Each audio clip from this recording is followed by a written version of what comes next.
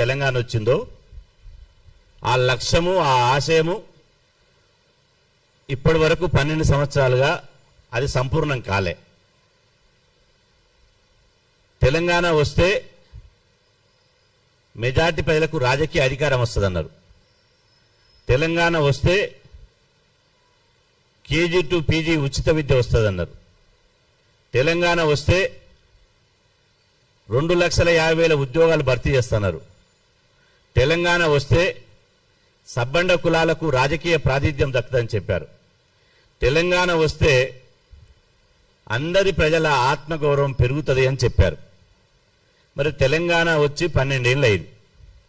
ఇవేమన్నా జరిగినాయా? ఒకటే ఆవేశానికి పోయి పుంగిలు పూసుకొని తెలంగాణ సెంటిమెంటు అని చెప్పి తెలంగాణ పేరుతోటి మళ్ళీ తెలంగాణ సెంటిమెంటుని రగిలించడం అంటే ఇప్పుడున్నటువంటి అగ్రకులాల యొక్క పాలనను మళ్ళీ పొడిగించడమే అవుతుంది. ఇప్పుడు అగ్రకులాల పాలన ఉంది కదా తెలంగాణలో, దాన్ని రెన్యువల్ చేయడమే అవుతుంది.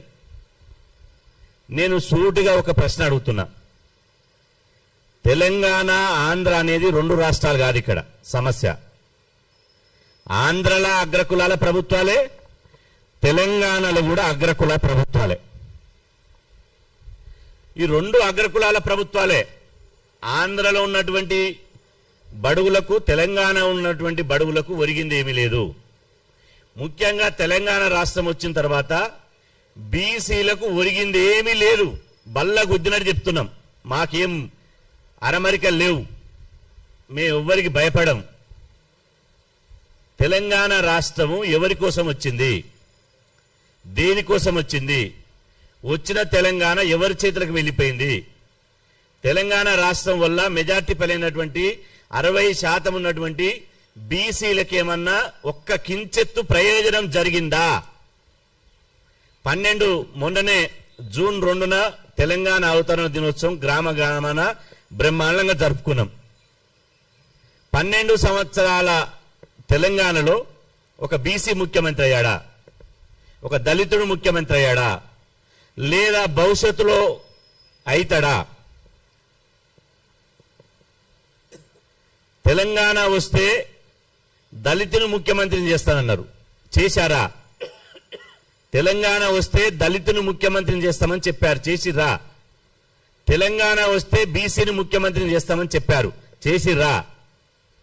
పోనీ భవిష్యత్ తెలంగాణలో ఏ పార్టీ అయినా, ఈ రోజు ఉన్నటువంటి ఏ పార్టీ అయినా బీసీనో ఎస్సీనో ముఖ్యమంత్రిని చేస్తామని చెప్తున్నారా? తెలంగాణలో తెలంగాణ కోసం అంగిలు దింపించుకొని జబ్బలు కలిసి రొమ్ము విరుచుకొని నాది తెలంగాణ అంటున్నాం కదా.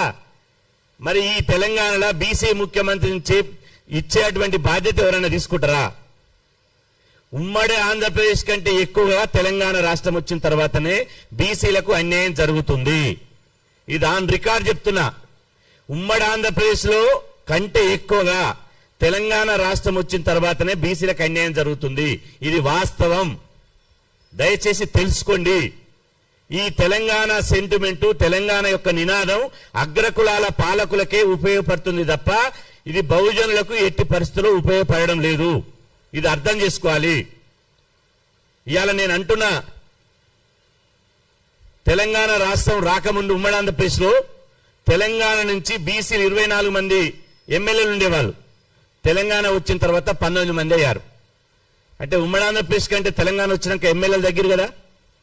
పార్లమెంట్ సభ్యులు 5 ఉండేవాళ్ళు తెలంగాణ రాకముందు ఉమ్మడి ఆంధ్రప్రదేశ్లో. తెలంగాణ వచ్చిన తర్వాత 2 బీసీ ఎంపీలు అయ్యారు. తెలంగాణ రాకముందు మంత్రివర్గంలో తెలంగాణ నుండి ఒక దానం నాగేందర్, ముఖేష్ గౌడ్, కొండ సురేఖ, పొన్నాల లక్ష్మయ్య, బసవరాజ్ సారయ్య, ఇట్లా 5 బీసీ మినిస్టర్లు ఉండేవాళ్ళు. ఇప్పుడు తెలంగాణ వచ్చినాక 3 బీసీ మినిస్టర్లు అయ్యారు. మళ్ళా ఈ 3 బీసీ మినిస్టర్లకు ఏంది? కొండ సురేఖ అటవీ శాఖ, పొన్నం ప్రభాకర్ బీసీ శాఖ, అదేవిధంగా వాకాటి శ్రీహరి పశువుల శాఖ. ఇది తెలంగాణలో ఉన్నటువంటి బీసీల పరిస్థితి. ఉమ్మడి ఆంధ్రప్రదేశ్ లో ఒక ధర్మాన ప్రసాదరావు, ఒక రఘువీరారెడ్డి, ఒక బొత్స సత్యనారాయణ, ఒక పీతాని సత్యనారాయణ, ఒక బసవరాజ్ సారయ్య, ఒక పొన్నాల లక్ష్మయ్య ప్రభుత్వంలో ఉన్నటువంటి ప్రాధాన్యత కలిగినటువంటి శాఖలన్నీ బీసీలకే ఉండేది. నేను అంటున్నా, ప్రాధాన్యత శాఖలు లేవు, 5 ఉంటే 3 వచ్చారు. కనీసం తెలంగాణలో ఇక బీసీ ముఖ్యమంత్రి దేవుడెరుగు, బీసీ ఉప ముఖ్యమంత్రి అన్న బీసీలకు ఇచ్చిరా తెలంగాణలో? నేను ఒకటే అడుగుతున్నా, కేసీఆర్ గారు దళితులు ముఖ్యమంత్రి చేస్తున్నాడు, చేయలే, ఆయన ముఖ్యమంత్రి అయ్యాడు, అదే దళితునికి ఉప ముఖ్యమంత్రికి ఇచ్చాడు, అది రాజయ్య గారికి. మరి శాసనసభ ప్రో లీడర్ ఉన్నటువంటి ఈటల రాజేందర్ గారికి కనీసం ఉప ముఖ్యమంత్రి